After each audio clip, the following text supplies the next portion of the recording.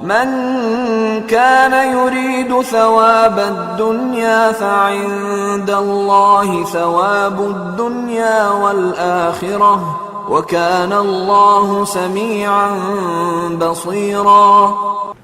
من کانا یرید، من جو یا کون، کانا ہے، یرید رادہ یرید وہ چاہتا ہے یا چاہے گا، ثواب الدنیا، ثواب کہتے ہیں بدلہ، معاوضہ، صلہ، اجر، اجر چاہتا ہے۔ ثواب الدنیا پہلا نکرہ ہے کلمہ، دوسرا الدنیا معرفہ ہے۔ دنیا ہماری زبان میں استعمال ہوتا ہے، ثواب بھی استعمال ہوتا ہے۔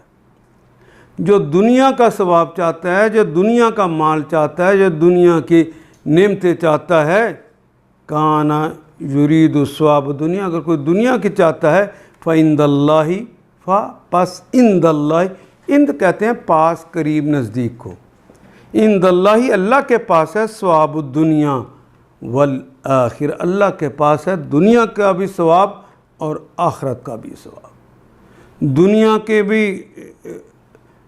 مال و متاع اور آخرت کا بھی مال و متاع اللہ کے پاس ہے۔ وَكَانَ اللَّهُ سَمِيعًا بَصِيرًا، وہ اور کانا اور ہیں، اللہ ہیں، سمیعاً ازل سے ابد کے سننے والے ہیں، یہ صرف بھی ان کی ذاتی ہے، بصیرا اور بصارت والے ہیں، ازل سے ابد کے سننے والے، دونوں کا وزن فعیل ہے، سمیع بصیر فعیل۔ وَكَانَ اللَّهُ سَمِيعًا بَصِيرًا۔ من کانا یرید،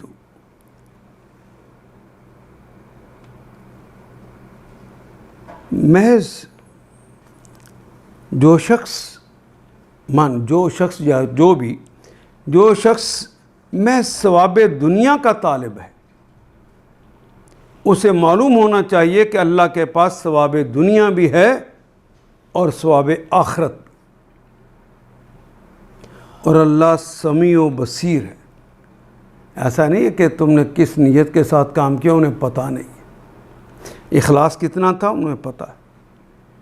ان آیات کو ایک دفعہ پھر تلاوت خود کیجیے، عربی و مبین پڑھتے ہوئے دیکھیے، کیا بات پوری اندر اتر رہی ہے؟ کیا یہ اردو کے سانچے میں ڈھلتی گئی ہیں عبارتیں؟ اگر بات سمجھ آنی شروع ہو گئی تو الحمدللہ یہی ہمارا ہدف ہے، اور یہ ہدف پورا ہو گیا۔ اللہ میرا اور آپ کا حامی و ناصر۔ الف لام